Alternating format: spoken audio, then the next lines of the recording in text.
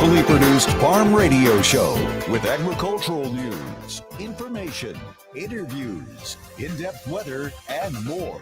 It's Terry Henne and his Farm Show on 100.5 and 790 News Radio WSGW and online WSGW.com.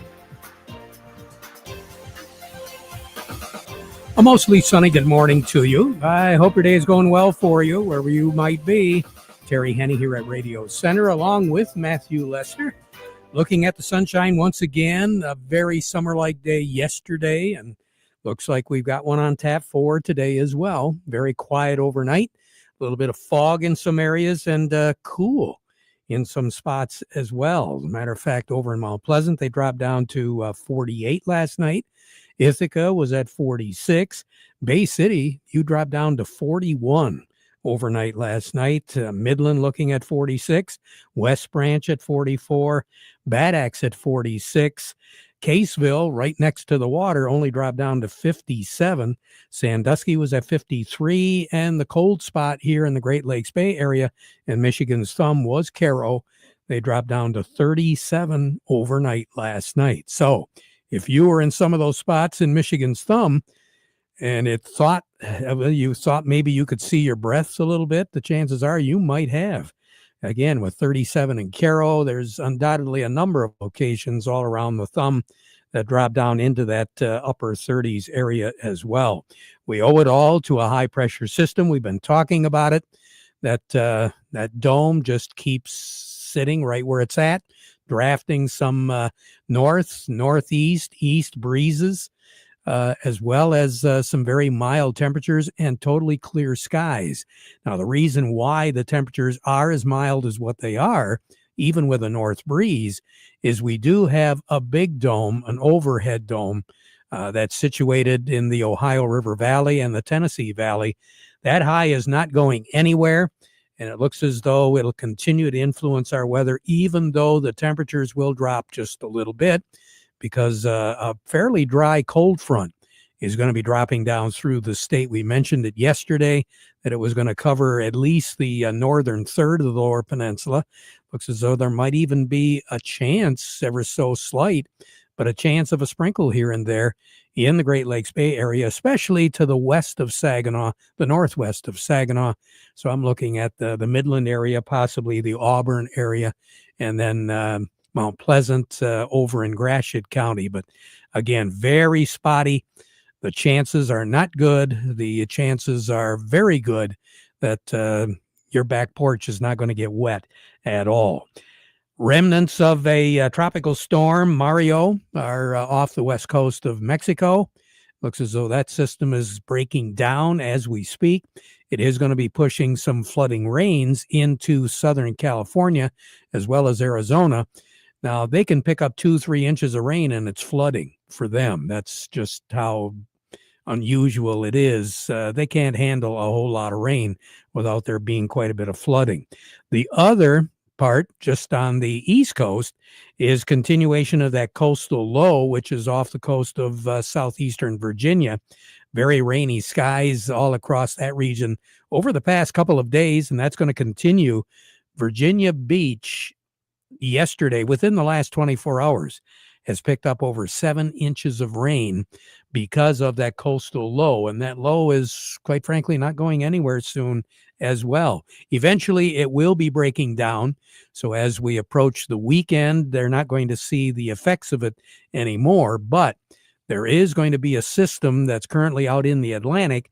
We'll just have to keep our eye on it because it very possibly could approach the east coast of Florida. Second half of the weekend, beginning of the work week next week. Again, it's quite uncertain, the exact pathway of it. But right now, it doesn't appear as though it's going to be much of a threat to the east coast of the continental United States.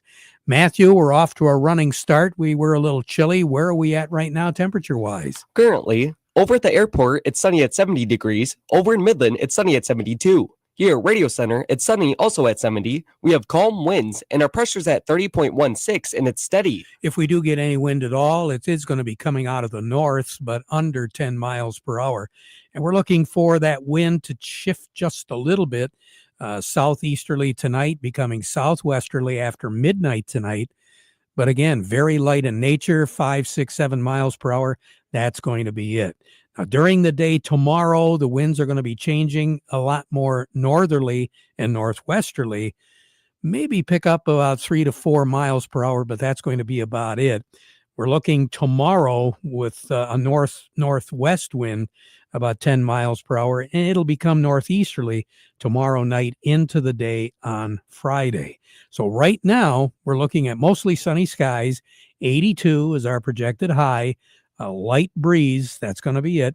Partly cloudy skies tonight. There will be a spotty sprinkle around, but I think the best chance is going to be closer to the Midland Auburn area than it will a lot of other locations. That weak front is going to be sliding through.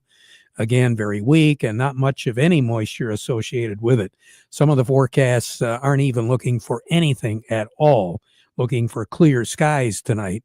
A few of us are looking at a few more clouds moving in. 53 is going to be our low tonight. Tomorrow, we'll start off and warm right up. We'll make it up to about 80, maybe 82 degrees.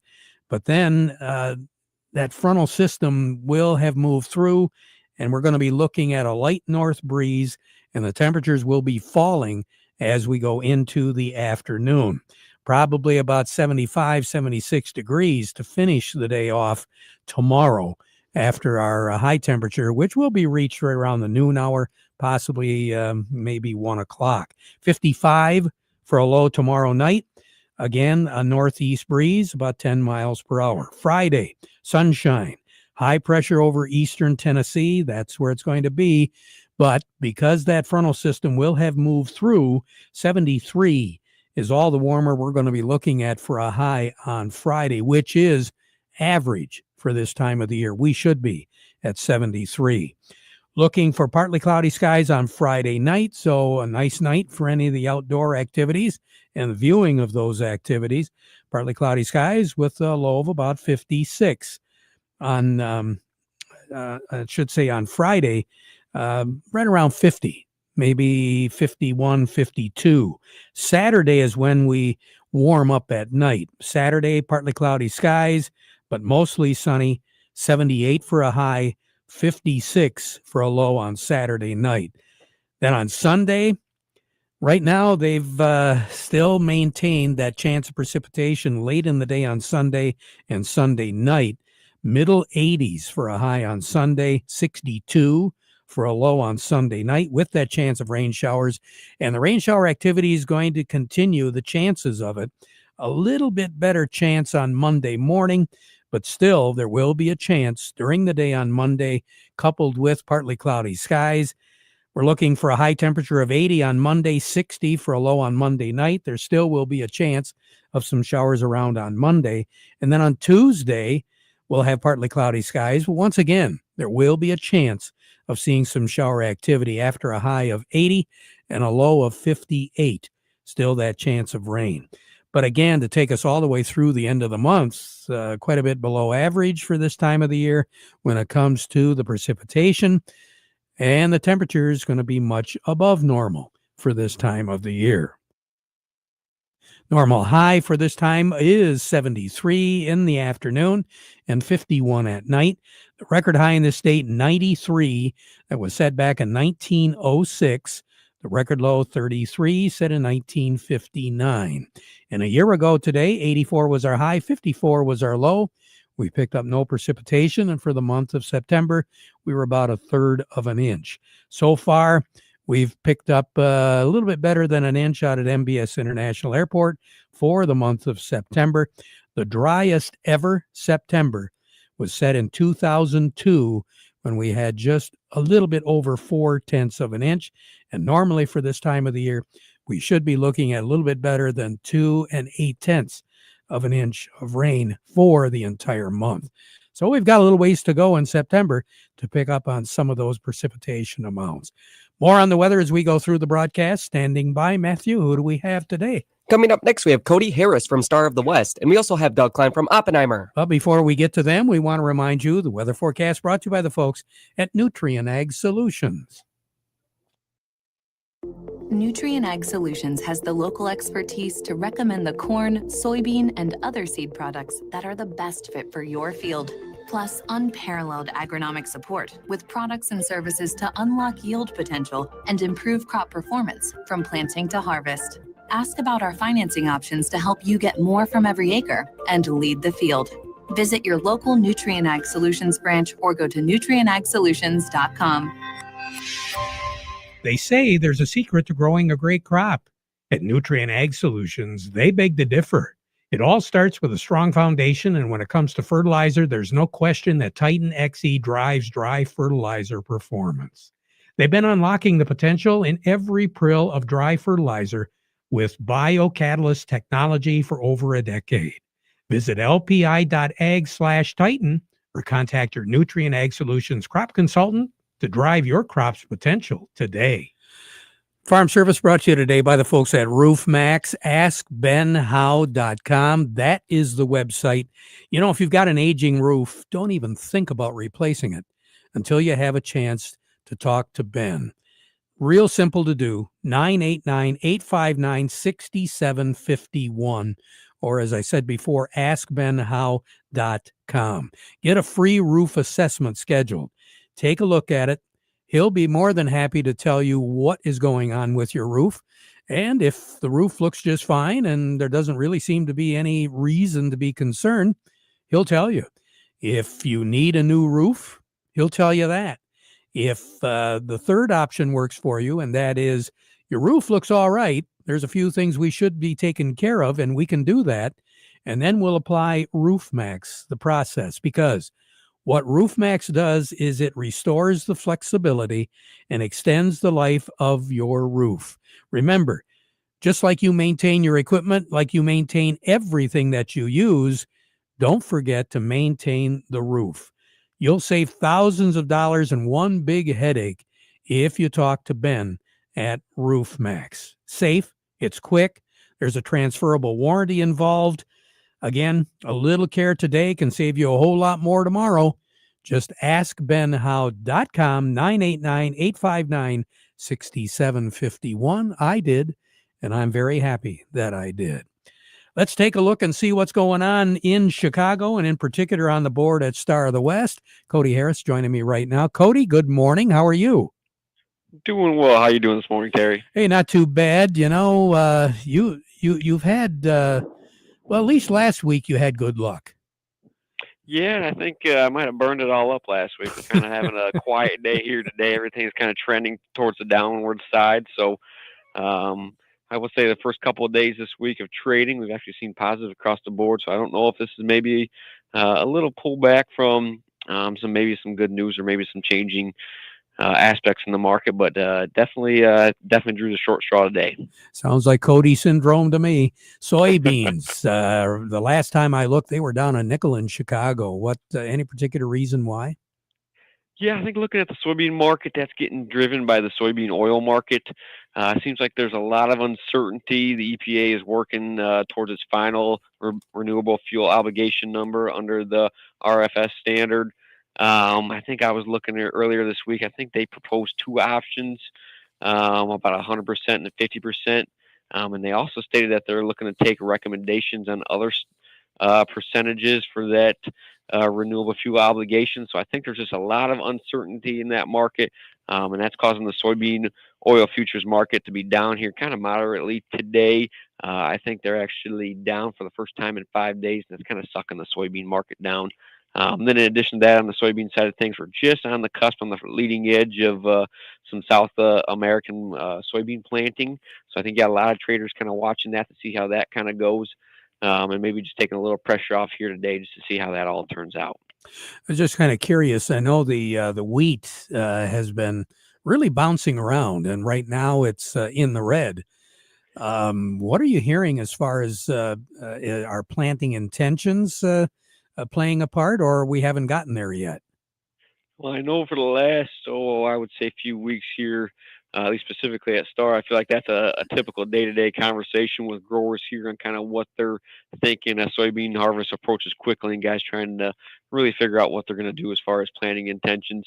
And that may have a little bit of a factor into it, but I think kind of more what's coming on. I think we're just looking at timing here. Why we had the last couple of days, maybe some good days in the wheat market. We're kind of on the back end of harvest, kind of throughout the world with winter wheat being done and spring wheat definitely wrapping up. It's kind of that a little bit of pressure off a big crop coming off at the market. It's like, okay, let's digest what we have here right now with the harvest kind of being wrapped up. Planning intentions is definitely a factor that's going to be moving forward, and I think that's a moving number here right now, especially the way the commodity markets have acted. There's really not an interesting commodity to really switch to, as far as a lot of guys are kind of trying to figure out and are concerned with on that end. So that's something to keep an eye on. Definitely something the wheat market's going to be watching here closely over definitely the next month or so. Sure looks like, as far as the state of Michigan is concerned, wheat was a pretty good crop this year. Yeah, overall wheat definitely on the quality side and yield side was on, I would say, the better aspect of it. Yields for a lot of guys that I was talking to was either average or just above average with really no quality concerns. It seemed like we dodged a kind of little bit of rainstorms that kind of moved through during harvest. So overall, we definitely had a really blessed year as far as wheat harvest is concerned. So right now on the board, what do you have, Cody? Yeah, right here at the moment, I have cash wheat that's down 3, 506 on the white, 431 on the red. Looking at new crop 2026 wheat, I'm down 2 at the moment. We got 561 on the white, 476 on the red. Then looking over at corn, cash and new crop corn is down 2 at 363. And then looking over at soybeans, cash and new crop soybeans are down 5 at 960. You have a great day, Cody. Thanks a lot. Yeah, you as well. Thank you, Terry. You bet. Cody Harris over at Star of the West. A little bit more in depth. Doug Klein from Oppenheimer joining us right now. The market report brought to you by Thumb Bank, working with agriculture since 1895. You know, farming has many challenges today. I guess I don't have to tell you. And Thumb Bank keeps up with those changes as well as the industry trends and how it will affect your operation. Thumb Bank and Trust, 13 locations throughout the Thumb and the Great Lakes Bay Area. Thumb Bank, where relationships are built on trust. Market report also brought to you by Legendary Tree Care. You need some tree trimming, you need some tree removal. Legendary Tree Care, they're there to help. No job too big, no job is too small. They are fully licensed and insured, and they do specialize in big projects. So call them up and ask them. Check them out. LegendaryTreeCare.com. That's the website, or like them on Facebook. Doug Klein, good morning. Well, good morning. How are we looking? Well, you got a Fed meeting at 2 o'clock today. They're kind of split between a quarter or a 0.5% reduction in interest rates. Probably a quarter, but you never know. So that we got going on. China says no more NVIDIA chips. They don't want any of those AI chips coming in. They're going to make their own, probably copy NVIDIA's, but whatever. So that really didn't dent the stock much. Couple 3 points, not a big deal. They kind of own the world, so it's just a thing, I guess. So the distillate numbers came out for distillates in the Gulf region. They said they're at a 21-month high as far as storage goes. So why isn't gasoline cheaper? Just saying, it could be, maybe coming, but it ain't here yet. So anyway, a lot of red today on the board.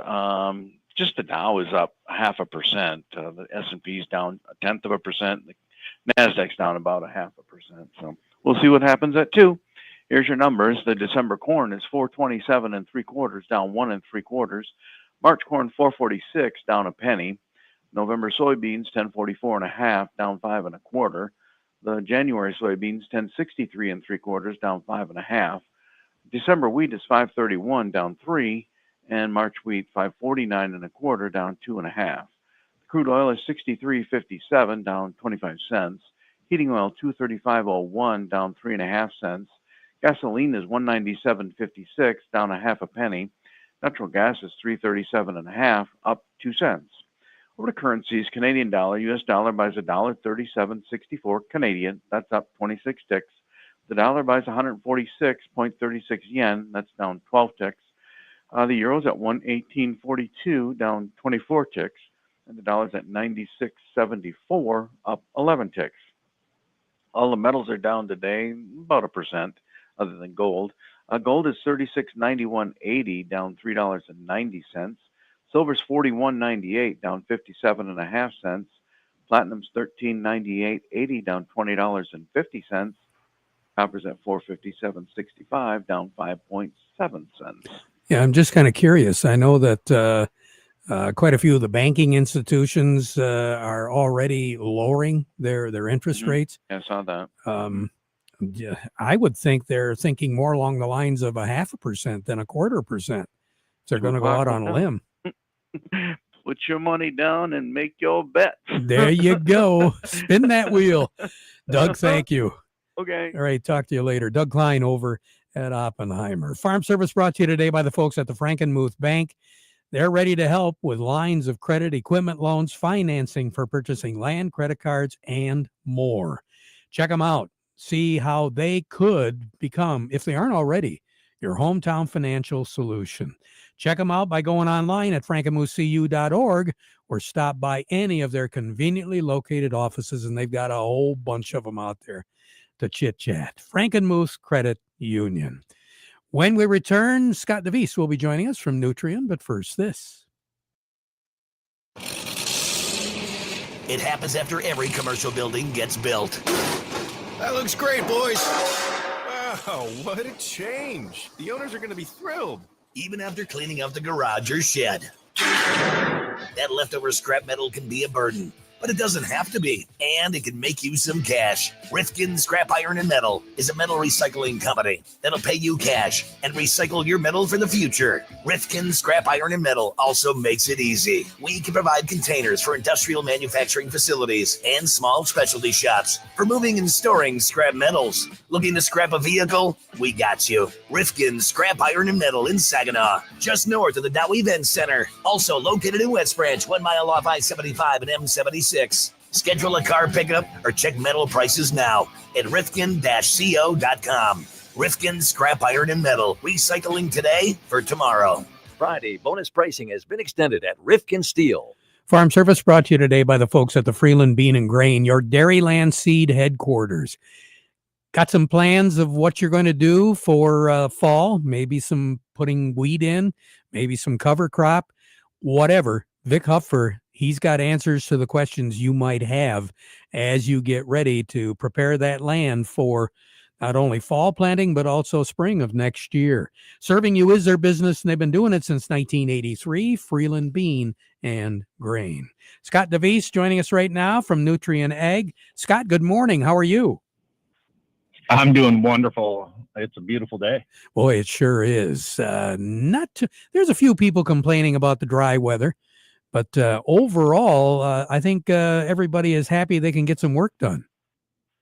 Yeah, we are. I'm out and about today looking at fields and looking at the countryside. And I guess I'd say today, my phrase would be seeing is believing. And if you drive down the roads, and you don't even have to really get out of your pickup until you want to figure out what the problems are. But from weed control, we know if we got pigweeds, we got issues.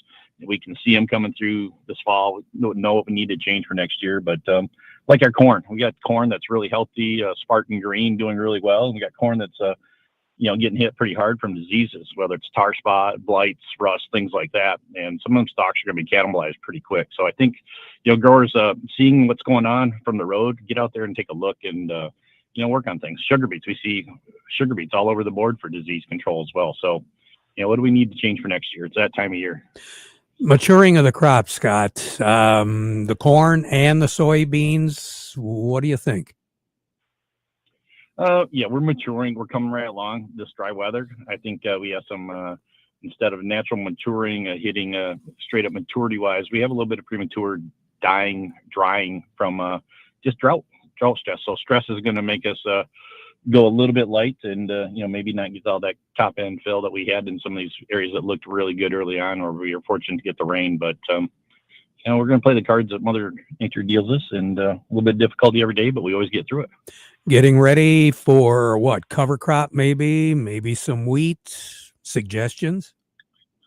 Wheat planting. A lot of growers, they talk about holding about the same acres of wheat. And, for us, wheat's a phenomenal rotation crop. It really does fit into what we have for all of our area. And, cash flow, straw, a lot of different things. cover crops, a lot of cover crops go in the ground. Sustainable practices. A lot of people rewarded that through programs and things like that, but it's still a great practice to make sure we're doing the right things right. Scott DeVries, always nice to talk to you. We'll talk to you again soon, okay? Thanks, Terry. Be safe out there. You betcha. Scott DeVries with Nutrien Ag. Over to Maple Hill Nursery we go right now. Chuck Cervinski joining me right now. And Chuck, a fertilizer alternative, I guess you could call it? Yeah, this is one we haven't talked about before. It's all-purpose fertilizer for Morgan Composting, and this is made with a processed poultry manure and dairy dew, and it offers calcium, nitrogen, phosphorus, and potassium that your plants can actually access, as well as adding organic matter back to the soil that's going to act as a sponge to hold those nutrients in place for your plants to retrieve them when they really need it. And it's a general purpose fertilizer that works great at feeding almost anything that you're trying to grow. And it's really a good one to use in the fall as you're putting the garden to bed, putting those annual flower beds to bed, and then also when you're seeding the lawn in those bare spots, you can mix that into the soil a little bit before you put down seed. Now, it's available in what sizes, Chuck? We've got 40-pound bags here in the store, and we can also get it in a 1-ton super sack as well if you need it. So for more information, all we got to do is stop by Maple Hill. And we'll show you how to do it with Dairy Dew products from Morgan Composting. Chuck Cervinski, have a great day, okay? You too, and we'll talk to you on Friday. Talk to you on Friday. We'll be right back. Farmers need a grain bin, equipment, a new farm shop, or cattle barn? United Producers Credit Services has been serving the lending needs of farmers since 1932 and now offers a flexible leasing program with 100% financing, flexible terms, and added tax benefits. Even the upfront project costs like concrete, plumbing, and electrical can be included in the entire financing package. To learn more, call United Producers Loan Officer Ashley Culp at 989-430-3424 or visit uproducers.com. Experience the most reliable RTK signal from PC Ag Solutions, compatible with most GPS receivers. Trade in your old radio or modem and get an affordable subscription through us. We have over 25 base station locations across the Lower Peninsula, and we're always looking to add more to our network. Discover more power, more accuracy, and more coverage with our 450 megahertz signal. Call us to learn more today. PC Ag Solutions, 989-868-4444. We'll be back at 12:30 with an update, so you stick around for that. Now we conclude our program with the playing of our national anthem, brought to you by Euclid Avenue Coin in Bay City.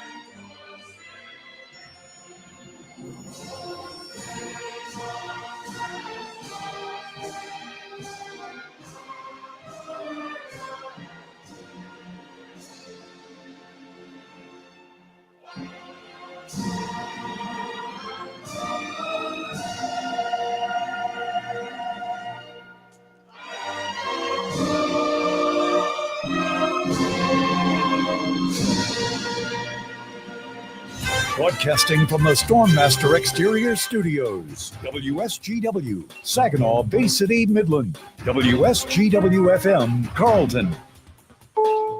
This is CBS News on the Hour, sponsored by ZipRecruiter.